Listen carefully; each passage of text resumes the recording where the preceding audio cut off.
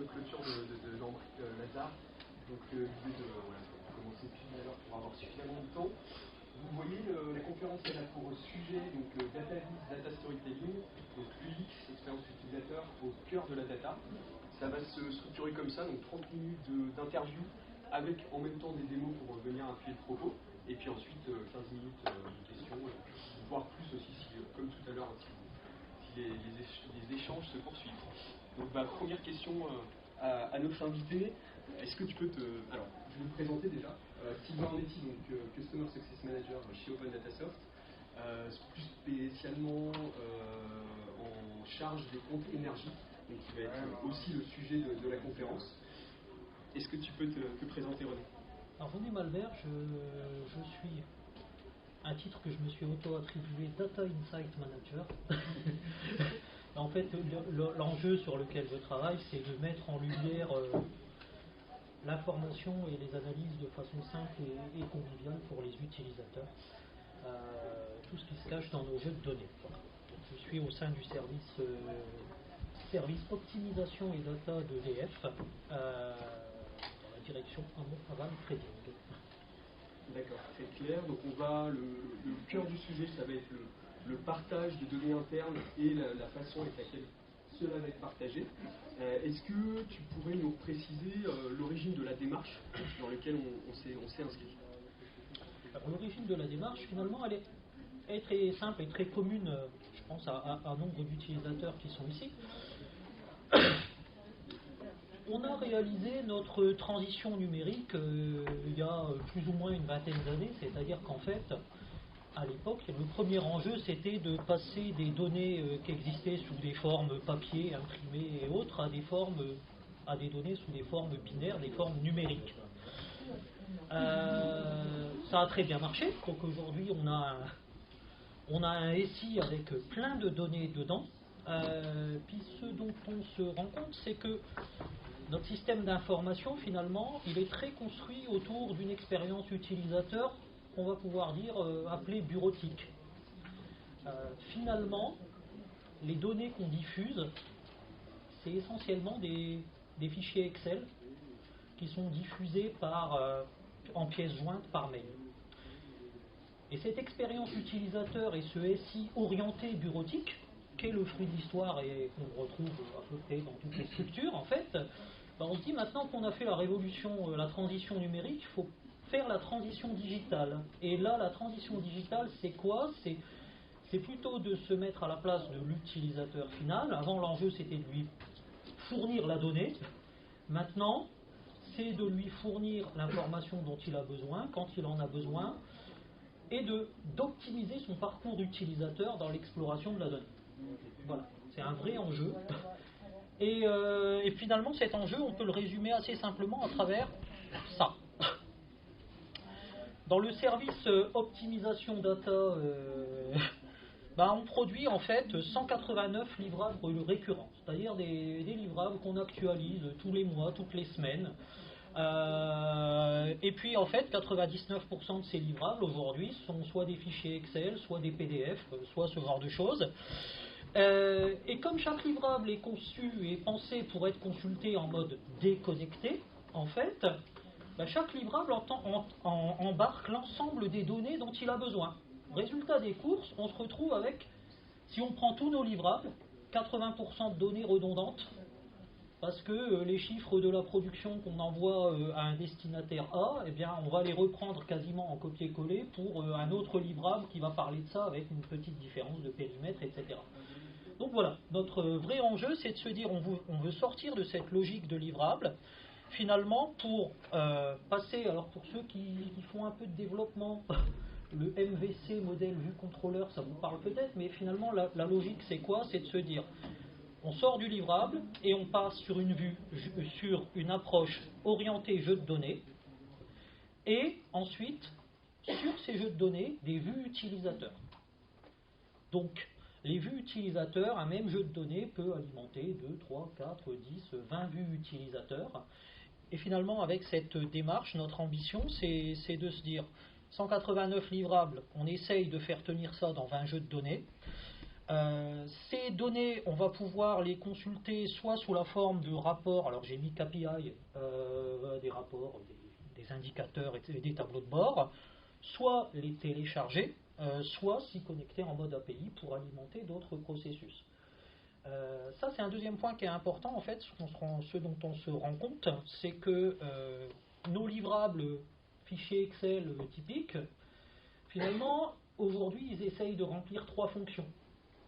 La première chose, c'est qu'il y a certains utilisateurs qui prennent nos fichiers Excel pour alimenter leur propre workflow de traitement et qui vont aller les retraiter, les recomputer, etc. Donc finalement, eux, ce qui les intéresse, c'est la donnée brute et la mise en forme, ils s'en fichent. Voir ça les embête. On a d'autres utilisateurs qui sont des... Alors on va parler de profils décideurs ou ce genre de choses. C'est-à-dire en gros des utilisateurs qui veulent avoir l'information essentielle et la capter en 30 secondes. Qui ne vont pas forcément aller creuser, explorer le fin fond de la donnée, mais en tout cas le chiffre clé, il faut qu'il saute directement aux yeux. Et puis on a d'autres utilisateurs, c'est le troisième groupe en fait, qui vont aller explorer, analyser la donnée de façon un peu plus fine. Et ce dont on se rend compte en fait, c'est que notre fichier Excel, finalement, il est moyen, voire médiocre partout, pour ces 3 populations-là. Voilà. Donc notre enjeu, c'est de se dire, on part du jeu de données, et par contre, on va optimiser les vues utilisateurs en fonction de ce que l'utilisateur recherche. Justement, dans cette démarche de simplification, on le voit déjà même sur cette DataVis que tu as produite, il y a un challenge supplémentaire qui est lié à la donnée énergie, c'est sa complexité. Comment, du coup, vous avez relevé ce challenge? Alors, c'est une des difficultés en fait des données sur lesquelles on communique, c'est que ce sont des données qui peuvent être parfois très techniques. Et nous, en tant que garant de la donnée, on veut aussi être garant de sa bonne compréhension. Et donc, être sûr que la personne qui va lire le tableau va comprendre les clés et comprendre le sens. Il y a beaucoup de différences. Donc, un exemple qu'on va voir, ça c'est celui de la fin, mais on va prendre celui-là. Typiquement, cet exemple-là, donc c'est finalement une publication de données qui a été présentée sous la forme. Alors, on a choisi une forme volontairement qu'on peut assimiler à un rapport. En fait, c'est une data story parce qu'on va prendre l'utilisateur par la main et l'amener, je dirais, à comprendre la donnée dans un certain ordre. Donc ici, on va parler du marché européen de la réserve primaire d'électricité. Donc déjà, rien que le titre, on voit qu'on est sur de la donnée un peu technique.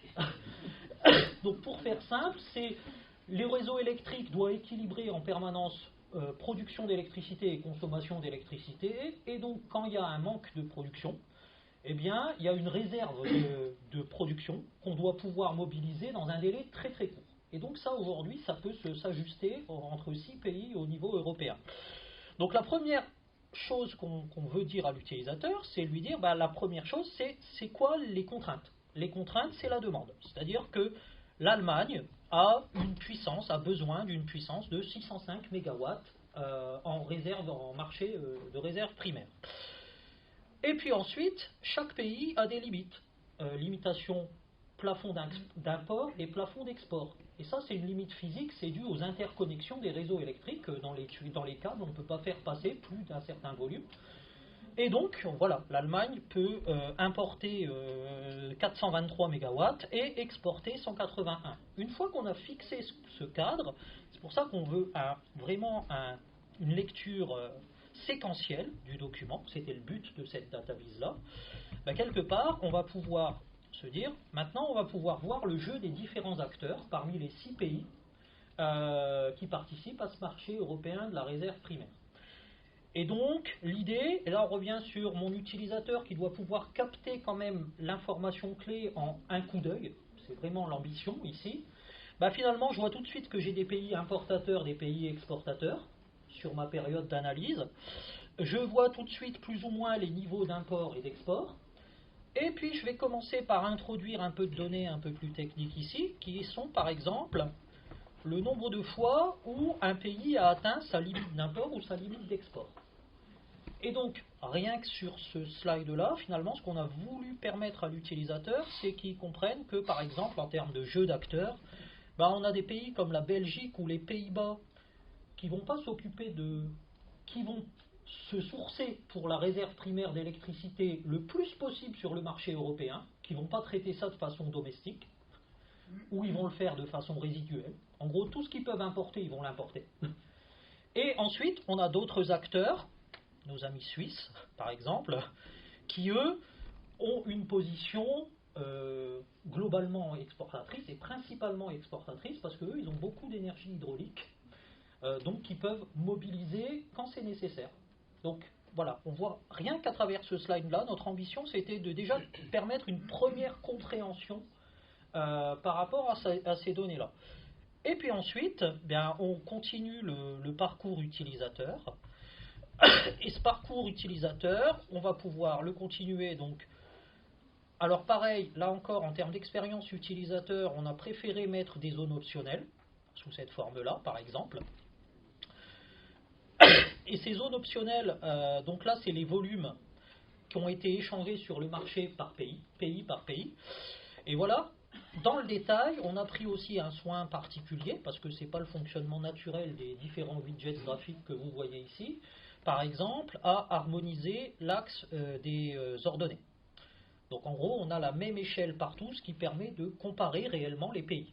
Enfin, une courbe qui est plus haute sur un graphique, c'est qu'elle est plus haute en réalité que sur le deuxième. Ce n'est pas le comportement de base, et donc ça, voilà, on a travaillé de façon itérative dessus. Donc ça, c'est un choix de le masquer et de le laisser à la discrétion de l'utilisateur. Et puis on va retrouver ici ensuite les prix. Donc en gros, on commence par dire les contraintes, ensuite la position globale de chacun des acteurs, ensuite on regarde les volumes, et ensuite on regarde les prix. Voilà. Donc c'est le prisme de lecture qu'on a choisi sur cette data view, par exemple. Alors justement, tu as une deuxième data view où tu vas être un peu dans la même logique de prise par la main de l'utilisateur. Oui. Alors, l'intérêt de la deuxième, c'est en fait de montrer déjà qu'on peut capitaliser sur la première, dans le développement qu'on a réalisé ici pour mettre en forme la donnée et la façon d'y accéder. Et donc on va retrouver en fait une structure qui correspond avec les titres, les sections, etc. Finalement ici on va regarder l'empreinte carbone de la production d'électricité. Est-ce que notre électricité produite est plus ou moins décarbonée ? Et donc ça on le traite à travers un indicateur qui est l'indicateur l'intensité carbone. Donc ici 14 grammes de carbone par kilowattheure produit. Donc l'ambition ici, c'était de fournir les trois chiffres clés tout de suite. Combien on a produit, combien on a émis, c'est quoi l'intensité carbone. Parce que ça, c'est un indicateur, l'intensité carbone, qu'on va pouvoir suivre au fil des mois, au fil des années. Et il y a un vrai enjeu dessus, sur le fait de pouvoir afficher qu'on fait baisser notre intensité carbone au fil des ans. Et puis ensuite, on va commencer, un peu comme tout à l'heure, une lecture avec, je dirais, une partie analytique. Alors, ce qui est intéressant ici, finalement, c'est que pareil, quasiment tous les widgets, tout ce qu'on voit ici, ça a été fait avec la librairie standard d'Open Datasoft. Et un peu de sueur, quand même.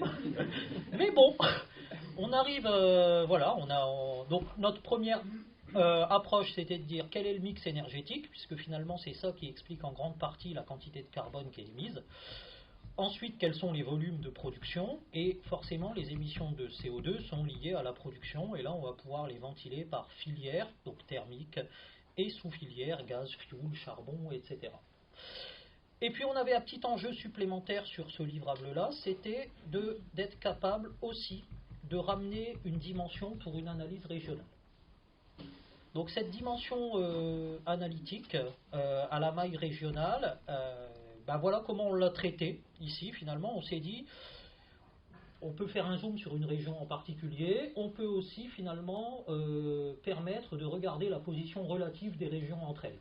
Et c'est l'angle d'analyse qu'on a choisi en première approche. Donc aussi bien sur la production que sur l'intensité carbone, que sur les émissions de CO2 ici. En fait, on voit par exemple que le rang des régions peut beaucoup varier. Alors je vais juste faire un petit zoom sur une région en particulier. Hop. si on prend la région, c'est quoi, c'est centre Pays de la Loire. Pays de la Loire, je me trompe souvent entre les deux, excusez-moi.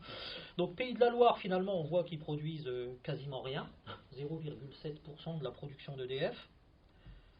Par contre, en émissions de CO2, 44,7% des émissions de CO2 produites par EDF. Donc cet angle d'analyse, c'est un angle d'analyse qu'on n'avait pas avant. Le fait d'avoir rajouté cette dimension régionale et de permettre de se dire, tiens, c'est quoi le rang de ma région sous différents prismes. Enfin, on ne l'avait pas avant. Techniquement, il était possible de le refaire, hein, mais je dirais, voilà, dans notre fichier Excel, c'est pas des choses qu'on mettait en lumière. Et là, finalement, on s'est dit, il y a une façon relativement simple de le présenter. Et puis, on va aussi pouvoir permettre de faire un zoom sur une région en particulier. Donc, par exemple, là, j'ai choisi Grand Est, où on peut afficher donc son classement dans les différents domaines qui sont traités, production, émissions directes, intensité carbone, et son mix énergétique, qui explique aussi en grande partie son classement. Alors justement, sur le troisième exemple de DataVis, on va rester sur cette dimension régionale, avec là, dans ta démarche de DataVis, la volonté d'impliquer encore plus l'utilisateur sur le tableau de bord. Alors sur les deux premières approches, on est d'accord, on était sur vraiment une logique de rapport, on prend l'utilisateur par la main et puis finalement on lui fait suivre un cheminement. C'est le parcours chez Ikea, hein, vous rentrez et puis vous faites...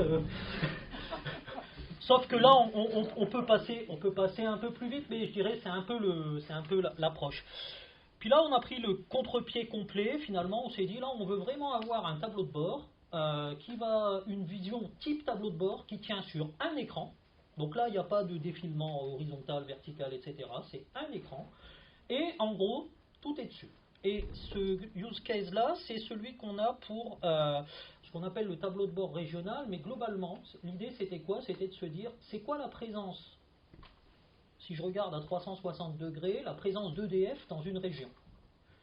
Combien je pèse de la production d'une région, combien je pèse de la consommation d'une région, combien je pèse des émissions de CO2 d'une région, etc. Et donc l'enjeu, c'était de fournir cette information-là en disant EDF dans telle région, c'est quoi? Ça représente quoi? Donc, on retrouve quand même nos objets, nos composants qu'on a réutilisés, avec en fait des dimensions analytiques qu'on a rajoutées ici. Alors ici on va avoir le choix entre la puissance installée, la production d'électricité, la consommation, donc la puissance installée ici, la production d'électricité là,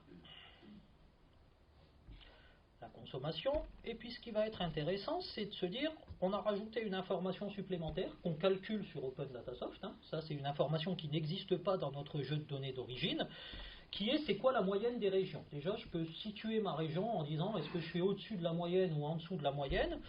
Puis on a rajouté une petite, alors ça c'est tout frais, voilà, c'est, imaginons que je veuille suivre la région Grand Est. Alors la région Grand Est pour EDF, elle est classée numéro 2. Dans la production d'EDF, c'est le deuxième contributeur à la production d'EDF. Par contre, la région Grand Est, donc au niveau global national, dans la production d'électricité, donc hors EDF et les autres, c'est numéro 2 aussi.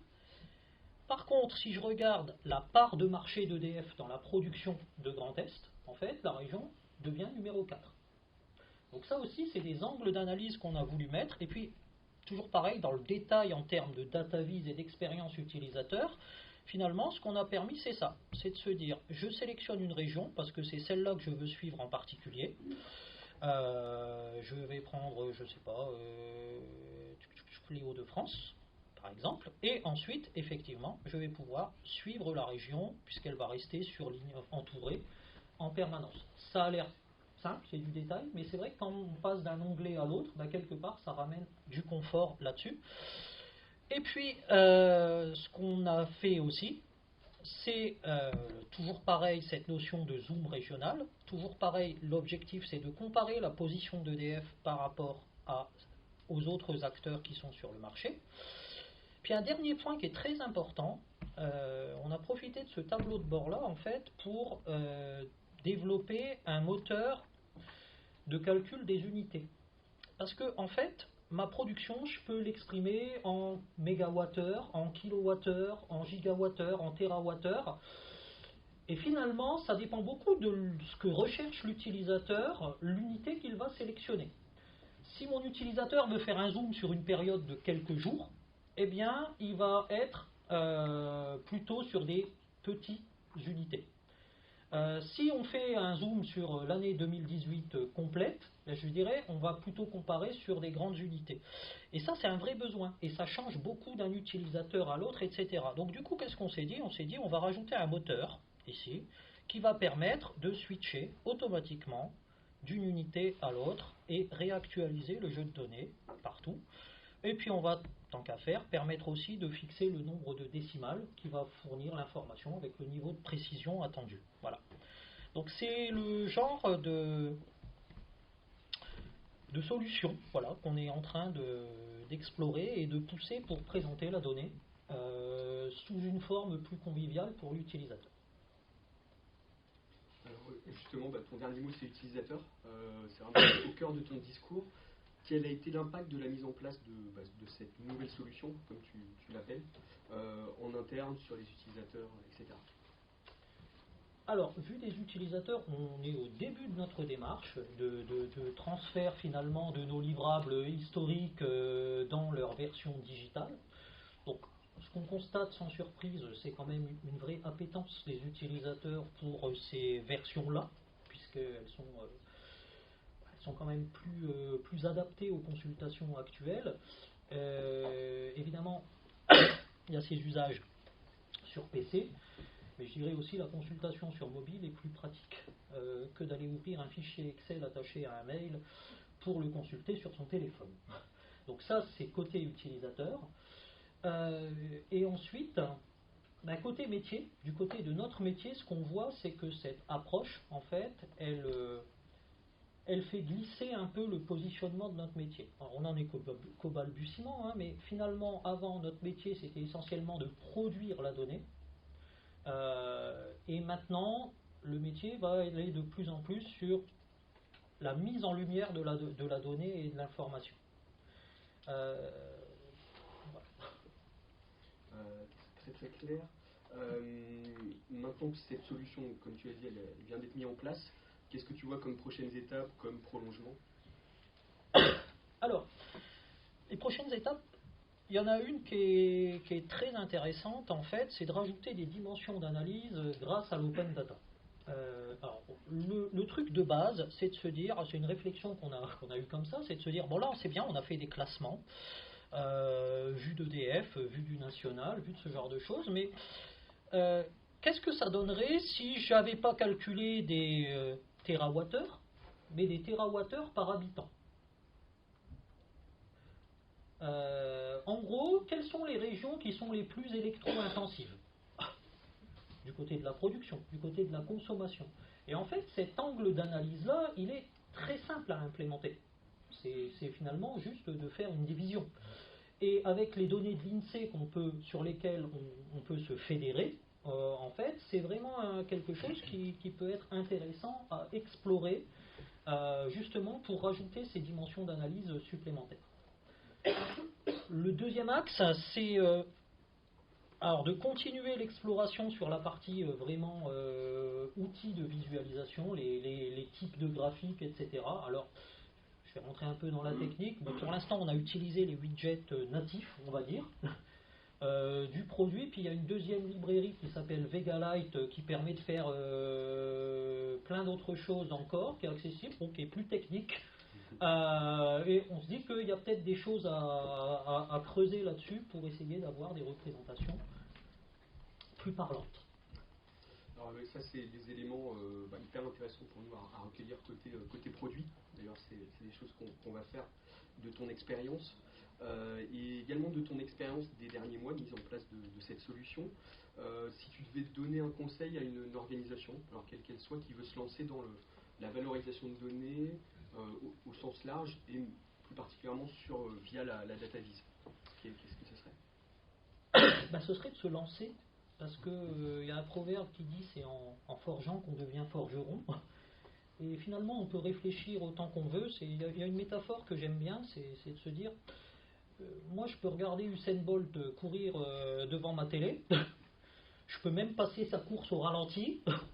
Au final, quand je vais sortir de chez moi, je ne courrai pas plus vite. Il n'y a pas de secret, si je veux commencer à courir, il faut s'y mettre. Et c'est vraiment très très formateur, parce que ça permet de comprendre plein de choses.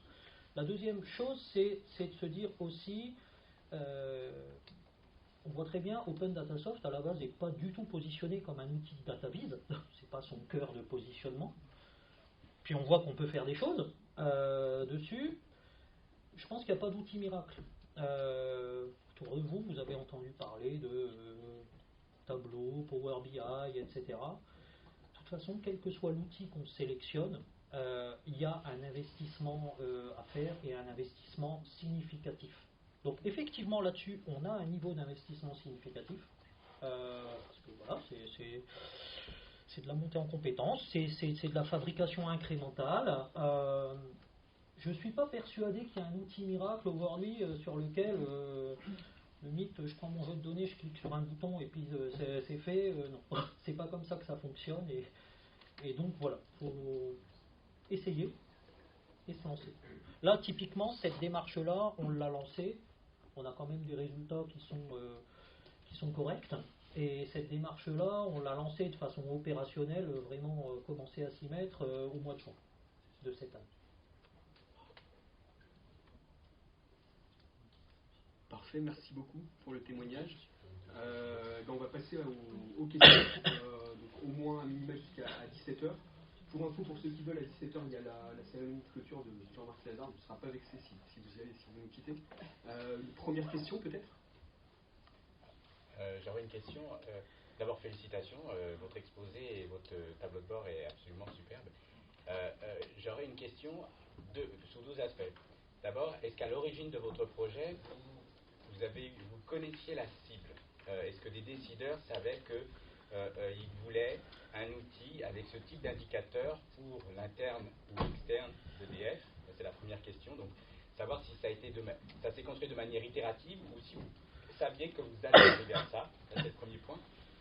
Et le deuxième point, c'est pour arriver à ça, il faut une donnée de qualité. Vous en parliez en tout début. Et il faut designer la data. Oui. Et pour arriver à ça, il faut déjà l'avoir effectivement formaté pour atteindre cet objectif. Et du coup, ce travail-là, comment ça s'est passé en fait? Alors, sur la dimension itérative, plus ou moins suivant les livrables. Le premier, celui-là, sur la newsletter du marché de la réserve primaire, on est parti d'une base, c'était une newsletter, comme son nom l'indique, on a gardé le nom même si c'est plus trop adapté. C'était une newsletter qui était diffusée en mode PDF. Donc finalement, la trame de story, la trame narrative, elle était déjà plus ou moins là. Après, ce qu'on a rajouté, c'est la dimension cartographique qui était absente, etc. Mais donc on a enrichi à partir d'une trame, mais on avait quelque part une expression de besoin assez claire. Sur l'intensité carbone, l'empreinte carbone, il y avait une base, mais là, que pour le coup, on a considérablement enrichi. Et en fait, c'est une vraie difficulté quand les utilisateurs viennent vous voir avec leur livrable Excel et qui disent « Ah, c'est bien ce que tu as fait, j'aimerais bien pouvoir passer mon livrable sous cette forme-là », la première chose qu'ils vous demandent, c'est de faire un copier-coller de ce qu'ils ont. Et là, il faut expliquer que non, l'enjeu justement, c'est pas ça, c'est pas de refaire le fichier Excel, le clone du fichier Excel en ligne, mais c'est bien de se réinterroger sur le sens de la donnée. Donc cette démarche interrogative, elle n'est pas encore très très développée, et c'est un vrai enjeu de la développer, de se dire, voilà, penser expérience utilisateur plutôt que penser interface utilisateur. C'est toujours ce paradigme. La deuxième chose sur la préparation de la donnée, alors, il y a deux aspects un peu différents là-dessus. Des choses qu'on a testées. Et notre activité à SoData, au sein d'EDF, c'est de produire la donnée quantitative sur l'activité d'EDF. Donc c'est nous qui fournissons les chiffres pour le bilan de la société, pour tout un tas de choses. Donc en fait, on est garant de la qualité de la donnée. Donc on a la chance d'avoir des experts métiers et un SI qui permet de réaliser ça.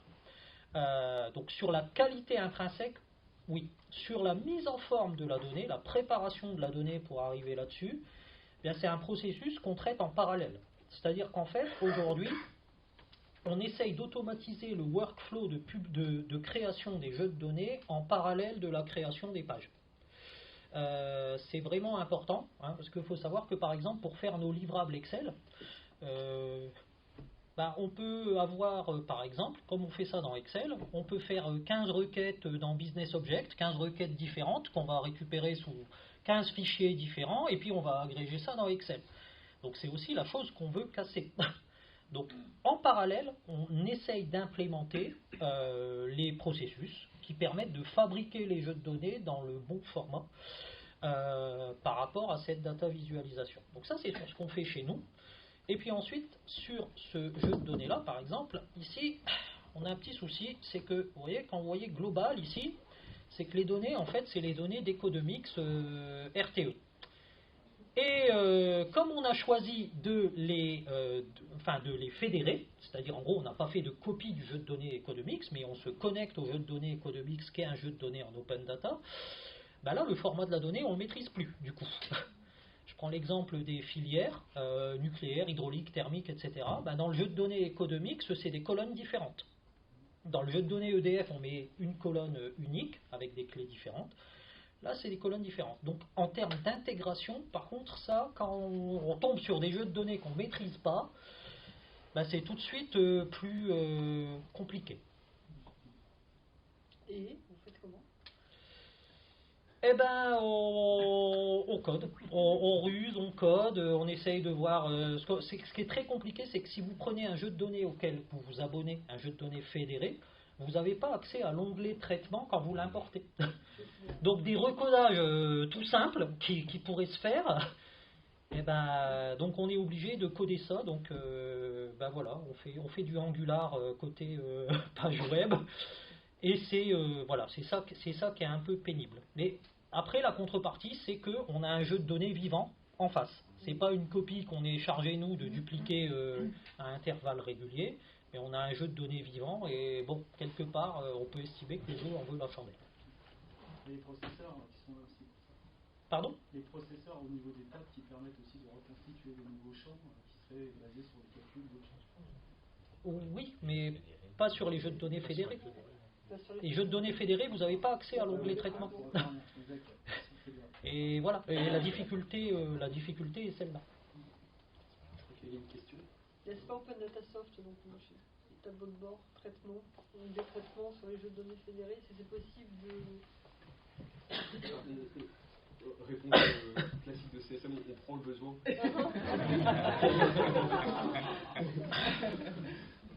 Je crois qu'il y a une question derrière. Dans la partie technique, je vais peut-être dire un truc, mais dans la partie technique de simplification, vous n'avez pas un outil genre IETL qui permet de manière un peu industrialisée de paramétrer les colonnes, de faire du mapping ou du transcodage et d'arriver à un process. Alors, sur ce qui sort de notre SI à nous, oui, c'est ce qu'on fait. C'est pour ça quand je dis qu'on implémente en fait l'automatisation du workflow de génération de ces données-là.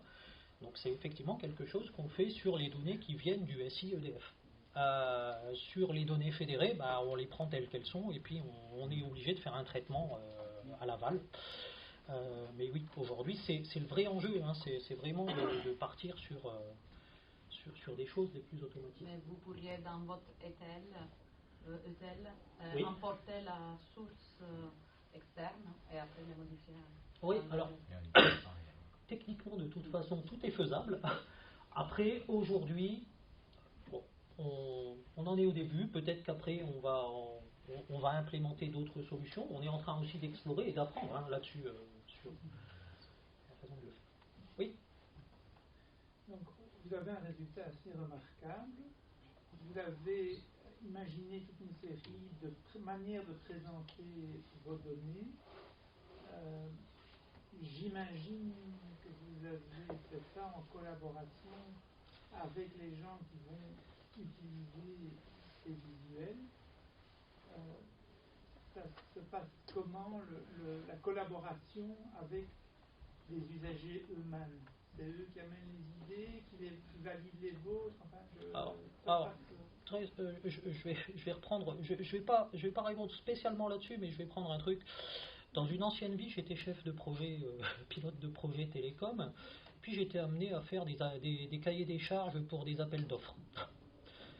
Et puis finalement, quand vous allez voir les utilisateurs pour leur demander qu'est-ce que tu veux, au mieux, ils vous sortent le copier-coller de l'ancien cahier des charges. Je dis bien au mieux.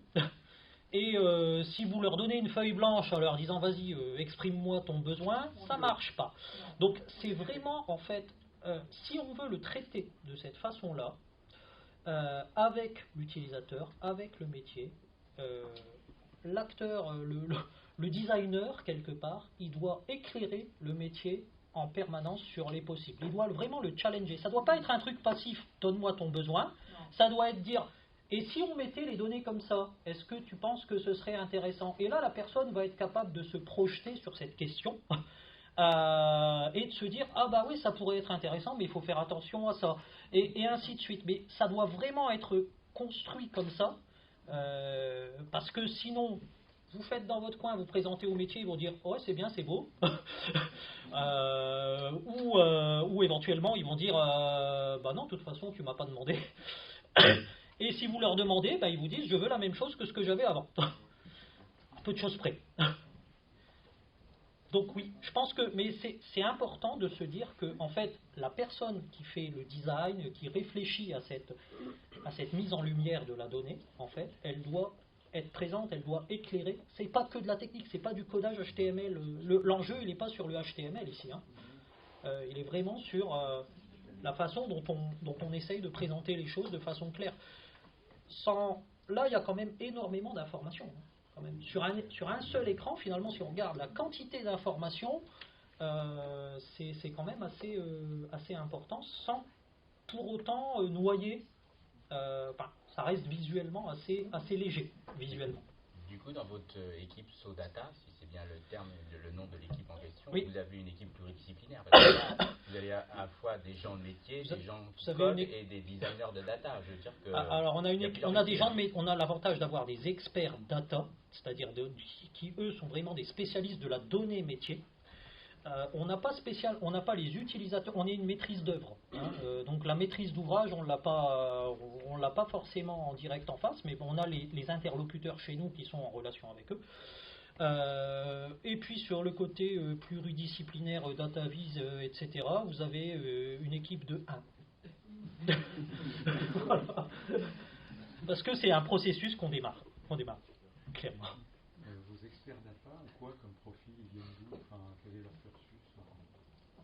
Alors, soit ce sont des experts métiers, des gens qui ont eu une activité dans le métier avant, donc dans la production, qui peuvent avoir eu une activité dans la production et donc qui comprennent les données de la production, hein, qui sont capables de les traiter et de voir si cette donnée elle est cohérente ou pas cohérente, etc.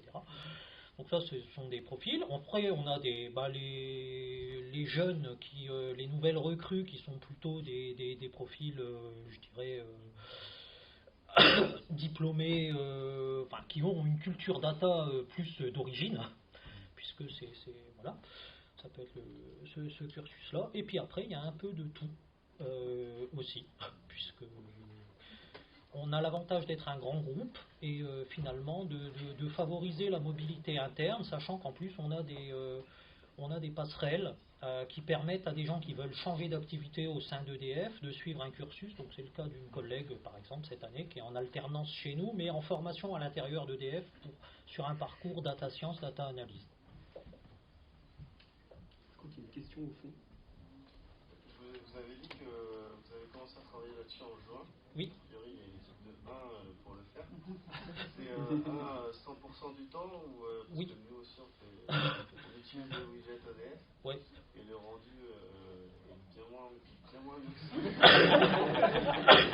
non, ce que je vous dis pas, c'est que j'ai un peu d'expérience aussi bien en développement. J'enseigne aussi la programmation à l'université de Lille 1.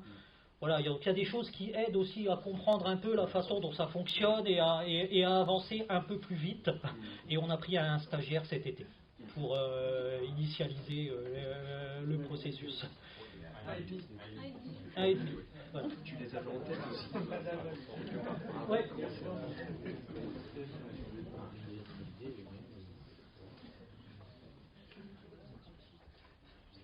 Est-ce qu'il y a d'autres questions? Et c'est une 4% de mon EDF, c'est une volonté de les afficher, c'est parce que vous les avez. On parle de quoi là En fait, dans le calendrier que vous Ah ben non, on les affiche. En fait, nous ce qu'on sait, c'est qu'on connaît notre production. Et RTE, en fait, dit la production en France sur l'année, ça a été 539,2. Voilà. Donc finalement, nous, on peut en déduire notre part de marché. Après, derrière ça, quelle est la part de marché des autres? C'est pas détaillé. RTE, quand il dit 539,2, il ne fait pas la part EDF, la part Engie, la part machin, etc. En fait, voilà, l'ambition ici, c'était de présenter ça. Mais c'est aussi l'objectif de ce livrable-là. Il n'a pas l'ambition d'aller plus loin, c'est pas de l'intelligence économique, c'est pas un dashboard d'intelligence économique pour suivre nos concurrents. Là, on est vraiment sur...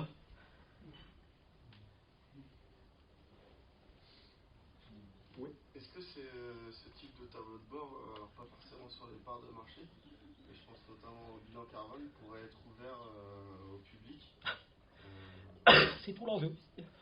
C'est tout l'enjeu. Donc le COMEX a validé une démarche Open Data Group au mois de juillet dernier. Donc on est en train de cadrer. Voilà. On a eu le go. Et donc l'idée c'est de se dire, voilà, d'ici 1 an à peu près, on va proposer un certain nombre de choses. Ce qu'il faut voir, c'est qu'il y a énormément de données qui sont déjà des données publiques. Sauf qu'aujourd'hui, vous les avez sous la forme d'un PowerPoint ou d'un PDF sur le site edf.com et qu'effectivement c'est plus intéressant de le consulter comme ça. Donc ça se cadre aussi. Pour l'instant, ce qu'on fait ici, c'est de l'open data interne. Notre ambition, c'est de se dire, faut qu'on sorte de cette logique de liste de diffusion avec des emails, etc. Finalement, les utilisateurs EDF, ils se connectent en single sign-on via les mécanismes standards. Et puis un agent EDF, il a accès à, quelle que soit sa fonction, quelle que soit sa direction, son unité, il aura accès à un panel de données sur l'activité.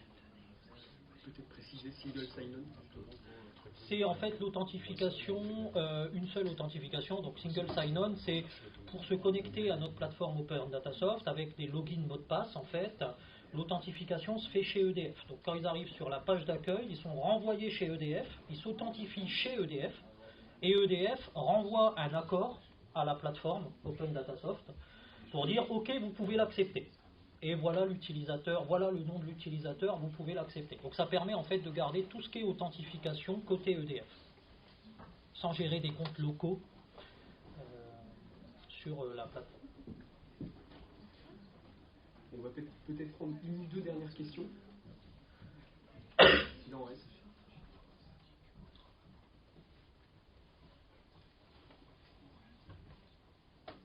Pas spécifiquement.